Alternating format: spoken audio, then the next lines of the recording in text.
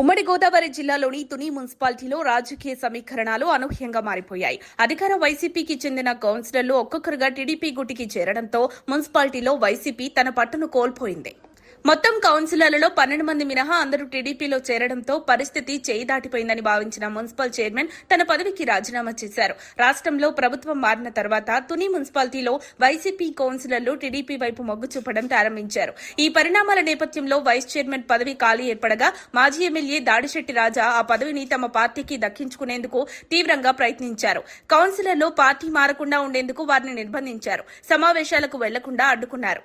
Vice chairman ఎన్నిక జరిగిన ప్రతిసారి ఉద్రిక్త పరిస్థితులు సృష్టించారు. ఈ కారణాల వల్ల 3 సార్లు ఎన్నిక వాయిదా పడింది. అయితే ఈసారి వైస్ చైర్మన్ ఎన్నికకు షెడ్యూల్ విడుదలైన తర్వాత హాజరైన కౌన్సిలర్లలో మెజారిటీని పరిగణలోకి తీసుకుని వైస్ చైర్మన్ ను ఎన్నుకుంటారని భావించారు. దీంతో కౌన్సిలర్లను నిర్బంధించి ప్రయోజనం లేదని దాడిశెట్టి రాజా భావించి వారిని వదిలేశారు. ఆ వెంటనే వారంతా టీడీపీలో చేరిపోయారు. ప్రస్తుతం తుని మున్సిపాలిటీలో టీడీపీకి 20 మందికి పైగా కౌన్సిలర్ల మద్దతుంది. వైసీపీకి కేవలం 12 మంది కౌన్సిలర్లు మాత్రమే మిగిలారు. చైర్పర్సన్ కూడా రాజీనామా చేయడంతో ఇప్పుడు కలెక్టర్ తీసుకునే నిర్ణయంపై ఎన్నిక ఆధారపడి ఉంది. మొత్తం మీద వైసీపీ నాయకులు తొలుత సరళంగా పరిష్కరించాల్సిన సమస్యను పెద్దది చేసుకున్నారని రాజకీయ విశ్లేషకులు అభిప్రాయపడుతున్నారు. తుని అసెంబ్లీ ఎన్నికల్లో యనమల కుమార్తె గెలిచిన విషయం తెలిసిందే.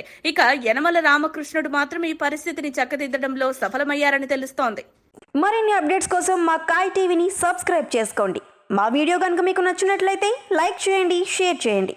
మీ విలువైన అభిప్రాయాలను కామెంట్ బాక్స్లో తెలియజేయండి.